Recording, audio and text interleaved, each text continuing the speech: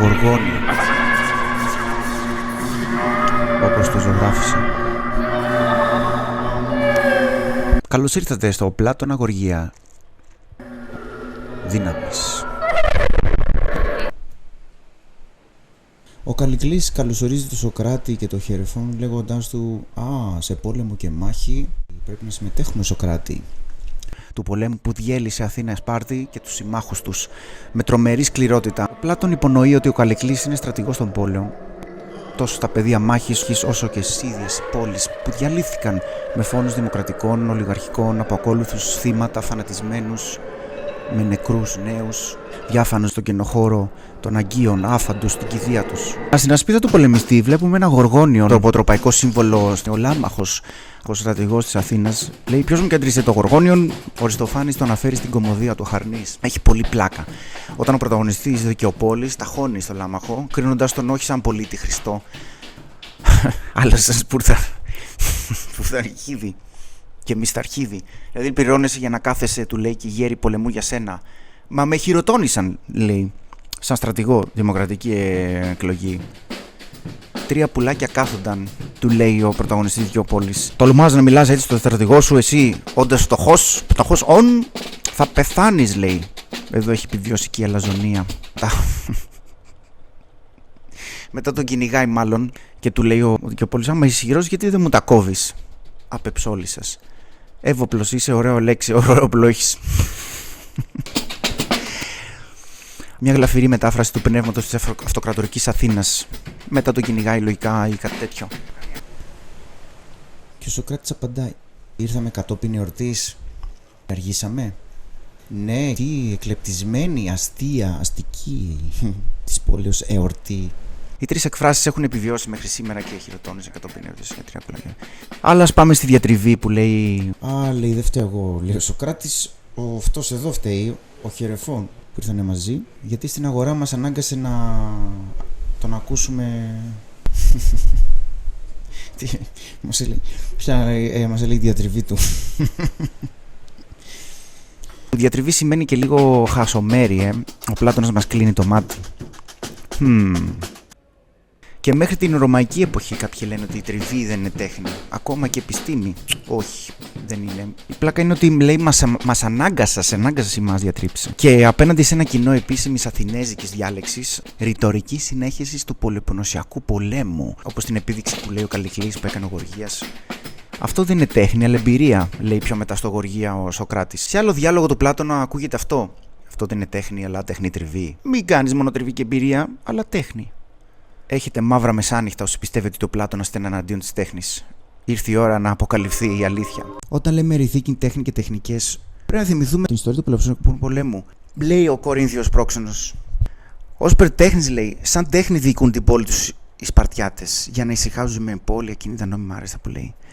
Ενώ οι Αθηναίοι έχουν επιτεχνήσεως μια τεχνική και καινοτομούν την εμπειρία και τέτοια. Δηλαδή οι Σπαρτιάτες διοικούν την πόλη τους σαν τέχνη, και αυτό μεταφράζεται με μια γραμμή που μεταμορφώνει τα κίνητα, ησυχάζει αυτό, με ένα σαν ζεν κύκλο, το σπιρτέχνης. Ενώ το επιτεχνήσεως είναι το τσίκι τσίκι, σαν λέμε, είναι αυτό που μένει σαν σύστημα, σαν τεχνικό, τεχνοκρατικό, τελεολογικό.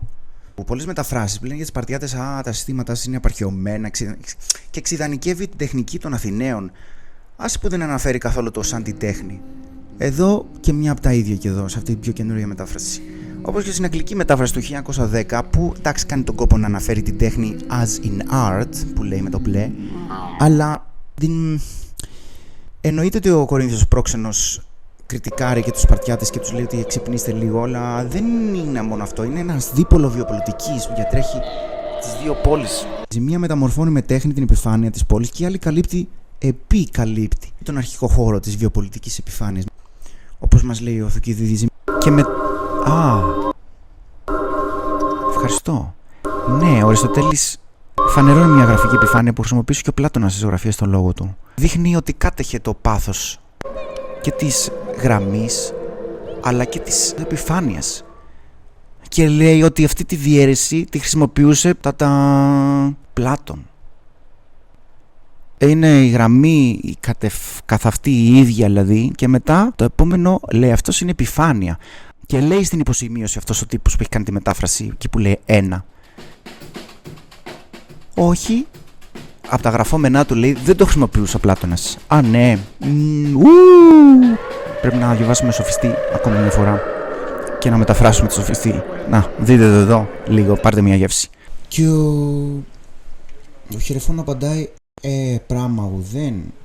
Δηλαδή πράγμα δεν κάνει τίποτα Σοκράτη. Εντάξει, εγώ θα το θεραπεύσω. Για να δούμε το πράγμα που λέει Χερεφών όμως. Αλλά ας πάμε στην Κρήτη πρεσίς. Στην Κρήτη όταν κάποιος ρωτάει ή τα κάμεις. Πράγμα απαντάει ο άλλος. Δηλαδή τίποτα. Ουδέν. Πράγμα ουδέν. Θα μιλήσω και πολύ αλλού για το ουδέν. Τώρα λίγο μια μικρή γεύση. Σε άλλο διάλογο του Πλάτωνα ακούγεται αυτό. Λέγου σημαίνει πολλά και καλά. Δεν λέγω. Αυτό πώς μεταφράζεται. Στις μοντέρνες γλώσσες μεταφράζεται κάπως έτσι. Εντάξει. Δηλαδή, πώς μεταφράζεται, δεν κατανοούν το νόημα και τη θεϊκή έννοια των προφητιών που ξεστομίζουν. Αλλά μήπως πολλά και καλά βρίσκονται στο κενό ουδένων που συνοδεύουν. Αυτή είναι η στουρμελέκη μετάφραση χωρίς συντακτικό και γραμματική. Εδώ το ουδέν δεν μεταφράζεται μόνο σαν δεν, ξέρουνε. Θα δούμε ότι έχει μια ουσία αποφατική, αν μπορώ να την πω έτσι. Όμως, αν δεν μας συνοδεύεις. Ναι, συνοδεύεται, χωρίς να το καλέσουμε, διότι εκεί βρίσκεται δύναμη θεόμενης φύσεως, επίτες και ενθουσιάζουσα. Το ουδέν δεν χρησιμοποιείται μόνο σαν γραμματική άρνηση στον αρχαίο κόσμο. Εδώ έχω οπτικοποιήσει και τον ίδιο το Γοργία, όχι το Γοργία του Πλάτωνα, ο ίδιος ο Γοργίας, ό,τι έχει σωθεί από αυτόν, που μιλεί και αυτός για την φιλοσοφική έννοια του εν, αυτού του απόλυτου ενός πεδίου προσοκρατικό κιόλας, σαν ουδέν, σαν το απόλυτο πεδίο του ενός που μας διαπερνάει όλους σαν νερό επίγειας θάλασσας. Είναι, λέει, ουσιαστικά το ουδέν εν μεν και πρώτον ότι ουδέν εστίν. Η πρώτη αρχή του ενός είναι το ουδέν, το κενό. Ο Γοργίας λέει δεύτερον ή και εστίν. Υπάρχει και γίνεται το ουδέν. Τι να σημαίνει άρα γι' αυτό το εστίν. Μετά λέει ότι είναι ακατάληπτο για τον άνθρωπο. Όχι μόνο ο Πλάτωνας αλλά και άλλοι μιλούν φιλοσοφικά για το κενό ουδέν. Έτσι λοιπόν, όπως λέει είναι ακατάληπτο για τον άνθρωπο, και αυτός μας δίνει τον κενό χώρο, όχι σαν άρνηση δεν, όπως μεταφράζεται πολλές φορές, αλλά σαν απλά ουδέν. Ναι, μούσα. Μια χαμένη οπτική αντίληψη υπάρχει. Ένας κενός χώρος δυνάμεως που σπρώχνει τη γέννηση των πάντων. Είτε ιδέες είτε φύσεως ζωή, πρώτα έρχεται το κενό ουδέν και μετά εμείς συνοδεύουμε την επιφάνεια. Δεν είναι μόνο πλατωνική ιδέα τελικά. Ήταν διαδεδομένο στον αρχαίο κόσμο το ουδέν. Ο Χερεφών μετά λέει εγώ γάρ και ιάσομαι. Εδώ υποδεικνύεται ότι ο Χερεφών κάνει κάτι σαν μια χαμένη ιερή χειρονομία. Ο τύπος εδώ προτείνει ότι ο Πλάτωνας φαντάζεται και μια χειρονομία όταν έγραφε. Τέντωσε το δεξί του χέρι, λέει, και τον δείκτη με τα μεσαία δάχτυλα. Κάτι τέτοιο δηλαδή, αλλά κάπως έτσι. Όταν λέει εγώ θα γίνω και η θεραπεία. Δεν είναι μόνο στο Χριστό αυτή η κίνηση. Υπάρχουν και άλλα αρχαιολογικά δεδομένα που δεν τα βρίσκω τώρα, δεν τα έχω βρει. Εκτός αν μου πέψετε εσείς κάνοντας μια αρχαιολογική δουλίτσα, τίποτα, κανένα τέτοιο. Αυτή η ιερή χειρονομία διάλεξα να είναι έτσι, σαν έτσα το ζωγράφισα. Αν γυρίσει το χέρι του πλάι, μοιάζει με αυτούς τους οικέτες συγγενείς που επισκέπτονται την άρρωστη, που τη θεραπεύει ο Ασκληπιός, ο Θεός που σκύβει. Όταν λέει εγώ θα είμαι και θεραπευτής, ο Λυπιόδωρος που το έχει πει πρώτα, ο σχολιαστής του Πλάτωνα του 9ου αιώνα μετά Χριστόν, κάπου εκεί, αναφέρεται στον τρόσο σκυλιάζεται από το μύθο του Τίλεφου. Του Τιλέφου, αν το κλείνω στο ταβού, είναι ο Χερεφών ο Αχιλλέας. Γιατί ας πάμε στο μύθο του Τίλεφου. Ένας μύθος μας λέει ότι πριν φτάσουν στην Τρία οι Αχαιοί και ο Αχιλλέας έκαναν μια στάση στην Πέργαμο. Η Πέργαμος βρίσκεται εδώ, κάπου εκεί κοντά στη σημερινή Σμύρνη. Έτσι λοιπόν εκεί καθόταν και ο Τίλεφος, μάλλον το βασίλειο του εκεί. Τα είπαν εκεί με τον Αχιλλέα. Όλων ήθελαν να κάνουν και λίγο πιάτσικο οι Αχαιοί με τον Αχιλλέα. Ήταν και γρήγορος ο γρογοπόδαρος ο Αχιλλέας. Πλακώθηκε με τον Τίλεφο. Ο Αχιλλέας τραυμάτισε τον Τίλεφο, νομίζω το πόδι λένε, και το τραύμα του Τίλεφου όμως δεν έγινε. Οι θεραπείες δεν πιάνανε και ταλαιπωριόταν ο Τίλεφος. Μάλλον έκανα συνέχεια πιάτσικο οι Αχαιοί εκεί πέρα για να προετοιμαστούν για την Τρία. Αν ερμηνευτεί ο μύθος έτσι, δίπλα ήτανε.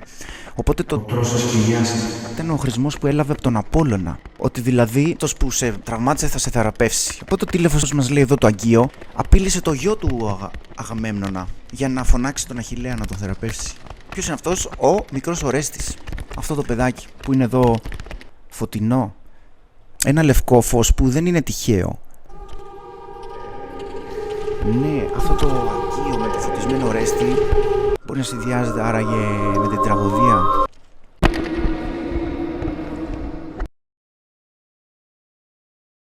Το χαμένο σπάραγμα της τραγωδίας του Ευρυπίδη που λέει άγριο του φωτός.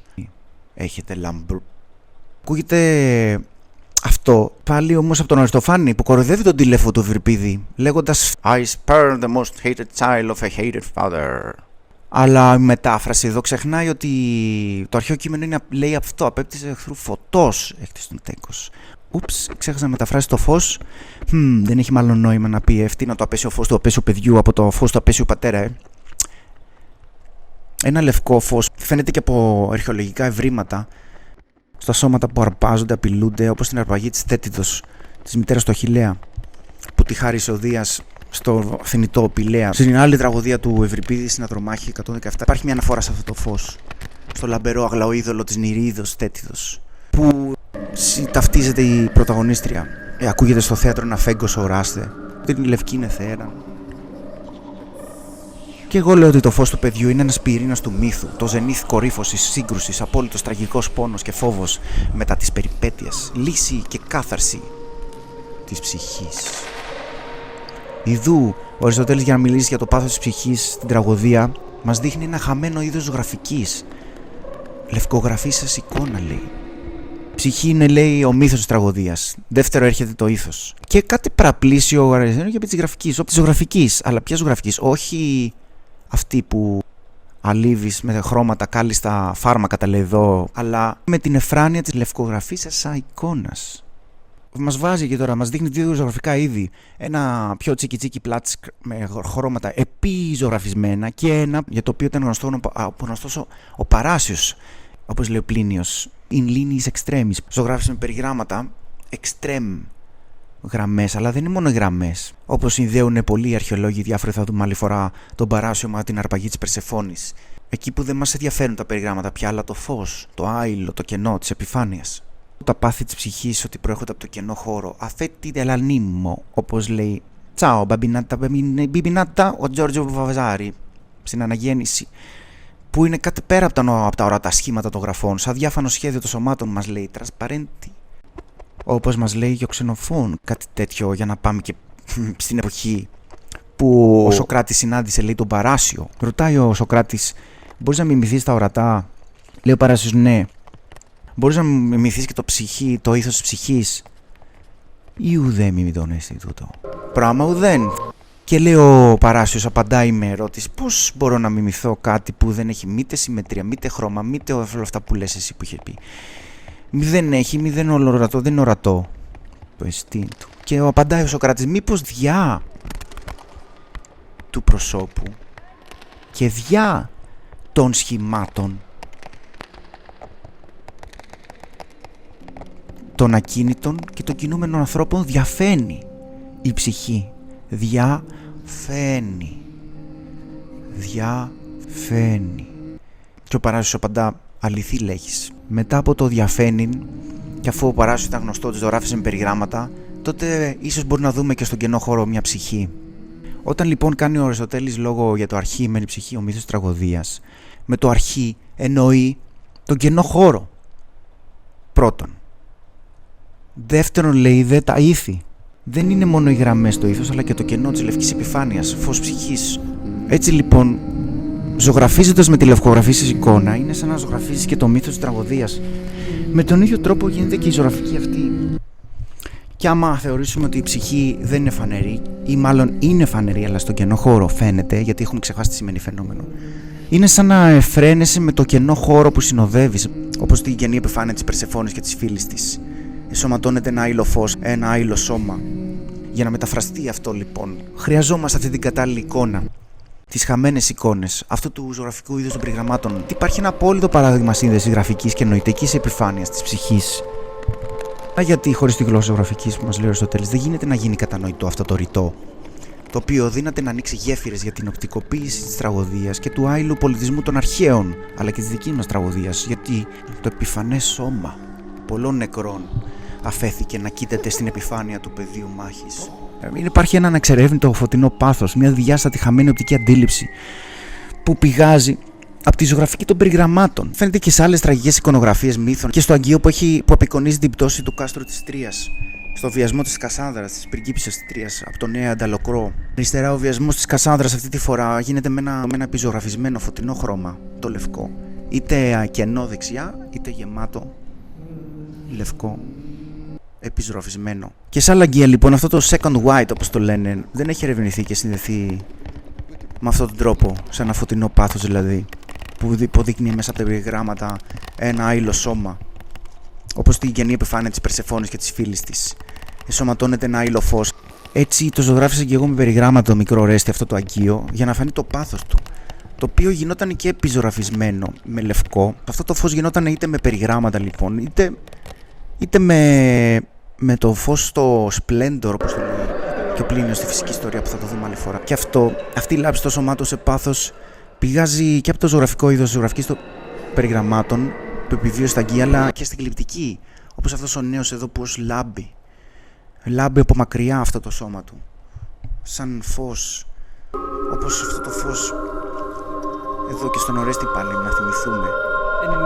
Αυτή είναι η ανακάλυψη της αρχαίας τέχνης και το πως εμπνέει και άλλα επίπεδα του άειλου πολιτισμού. Ναι.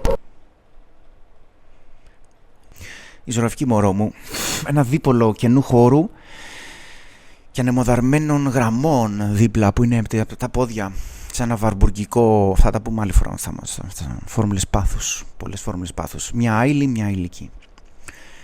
Ένας κενός χώρος υποφέρει. Το είχα ανακαλύψει στη ζωγραφική μωρό μου, αλλά το πούμε άλλη φορά αυτό. Για να φτάσω σε αυτό το κενό, είχα ξεκινήσει και εγώ με σκιαγραφία, με τσίκι τσίκι, θα το πούμε σε άλλα βίντεο αυτό. Σας λέω πολλά, όμως ας ξαναγυρίσουμε στο τι λέει ο Χερεφών με το Γοργίας, είναι φίλος μου. Είναι φίλος μου.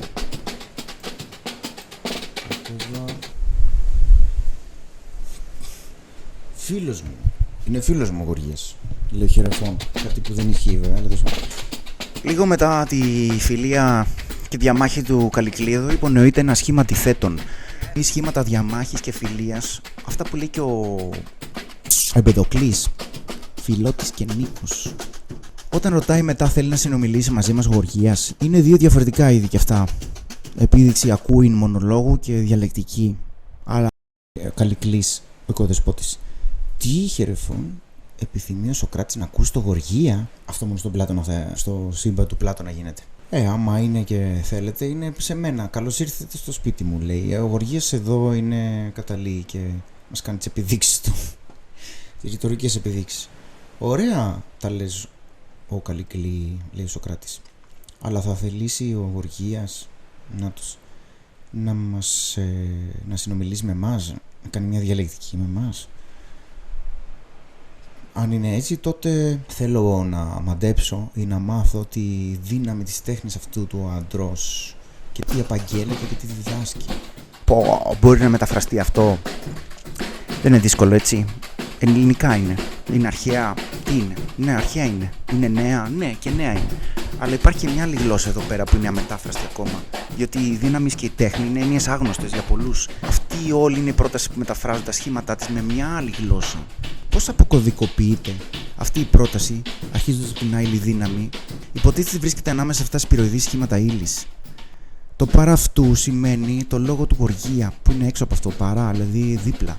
Και η δύναμη είναι αυτό που ίσως συνοδεύεται από το λόγο του, που βγαίνει από αυτό το πράγμα. Η δύναμη της τέχνης σημαίνει για τον Πλάτωνα και για άλλους τη μεταμόρφωση του καινού χώρου μιας επιφάνειας. Είτε είναι ζωγραφική επιφάνεια, είτε νοητική ή πνευματική του λόγου.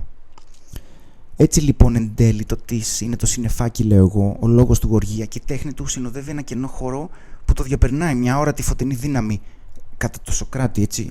Αυτό είναι πρόταση του Σωκράτη, δεν είναι του Γοργία. Αλλά αυτό είναι το πλατωνικό της δύναμης και της τέχνης, που είναι ανεξερεύνητο.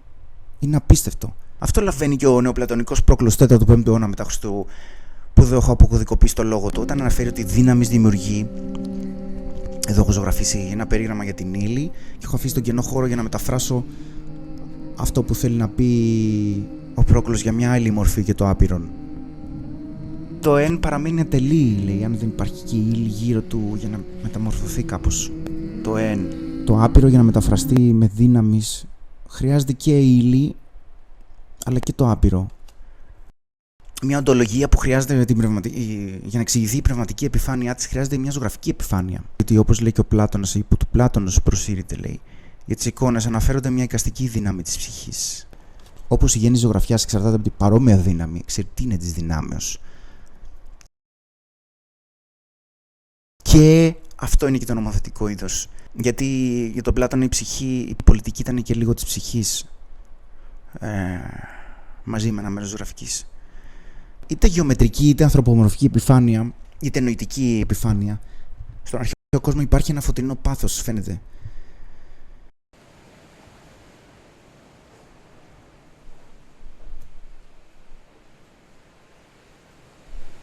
Και τι απαγγέλλεται και τι διδάσκει.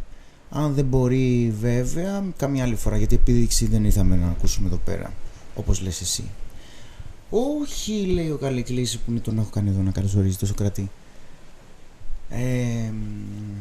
Και αυτή της επιδείξεως, μέσα στο πρόγραμμα της επιδείξής του, λέει, τέλος πάντων, ότι μας εκέλευε, ρωτάνε ότι μας λέει ότι ρωτήστε με, θα απαντήσω και ερωτήσεις και θα αποκριθώ σε όλα τα όντα εδώ μέσα. Σάπαντες. Το εδών όντων δείχνει ο Πλάτωνας εδώ μάλλον και καλασμένος στο σπίτι του Καλυκλή, αλλά και μια υπόνοια των καθ' αυτών όντων. Τι εστί τούτων των όντων? Αλλά κι αλλού όταν λέει για όντα υπάρχει, λέει, δύο είδη των όντων, το ορατό και το αόρατο. Το μεν ορατόν, το δε αίδες. Λοιπόν, όντως, μέσα ότι η ψυχή αντιλαμβάνεται το αόρατον, και όταν συνηθίσει να βλέπει μόνο το κάτι της ορατό, καλύπτει το αιώνια αόρατο της εδούς, της αόρατης εδούς, με ξεχασμένη έννοια ντροπής που επουσία της όλες τις τάξεις των πολιτών νοσεί τον αέρα της Αθήνας, όπως συμβαίνει το ίδιο ειδικά με τους αφανείς άρχοντες του δικού μας κόσμου. Συνδέεται ίσως το αηδές αόρατο με την εδώ, ένα είδος ντροπής που είχε απολέσει η Αθήνα, όπως λέει στην πολιτεία ο Πλάτωνας, αλλά και αλλού, και η Τερνοπόλσκη για την εδώ, όπως λέει. Από ό,τι φαίνεται, είναι ένα μεγάλο σπίτι συμπόσιο εδώ, όπως το έχω κάνει, που έχει κι άλλους καλεσμένους, είναι κάπως ή σε ένα έθριο, ποιος ξέρει. Τέλος πάντων, δεν έχει σημασία. Το θέμα είναι ότι υπάρχουν και ακροατές, αλλά και πολλά και τα όντα που περιμένουν σαν ακροατές. Η αρπαγή της Ευρώπης, ξέρω να πω για την αρπαγή της Ευρώπης, κοσμεί τον ιδιωτικό οίκο του Καλυκλή. Εκεί τα τρία της παιδιά έγιναν κριτές στη μεταθάνατον δίκη των ψυχών. Στο μύθο που ιστορείται στο τέλος του διαλόγου, σαν μια άλλη κρίση και δικαιοσύνη πέρα από το γοργιανό φυσικό δίκαιο του ισχυρού, αφού από τη φύση του ανώτερο δεν εμποδίζεται, θα το δούμε αυτό άλλη φορά. Κάτι θέλει να μας πει ο Πλάτωνας, ότι δεν είναι μόνο και η δικαιοσύνη στον αυτόν τον κόσμο, αλλά είναι και στον άλλο κόσμο. Υπάρχει ένα συνοθήλευμα σχημάτων και ροών και ψυχών και επιφάνειες που μεταφέρεται και συνεχίζεται στον επόμενο στάδιο της μεταθάνατον, όχι ζωή ακριβώς, αλλά πώς να το πεις, σύνδεση της κοσμικής ψυχής και του νου. Κάτι γίνεται εκεί πέρα. Υπήρχε το ανθρωπομορφικό φως της τέχνης, έδινε νόημα στις τελετουργίες των ανθρώπων και της ψυχής τους, σαν να δω την αρπαγή της Περσεφόνης, εκεί που το κενό των σωμάτων είναι μέχρι εκεί που κλείνουν οι γραμμές και τα σημεία των γραμμών. Η Περσεφόνιο. Και στο έργο του Φέδων, ο Πλάτωνας, σε άλλο διάλογο, ο Πλάτωνας μιλάει για την κρίση της άλλης ζωής στον άλλο κόσμο, όπου οι ψυχές ακολουθούν ένα δαίμονα, έκαστον κομίζει, που τους σέρνει με τα θάνατον ψυχές, είτε στο δρόμο του την Άβυσσο του Τάρταρου, είτε του αχέροντα ποταμού, είτε σε ένα φως.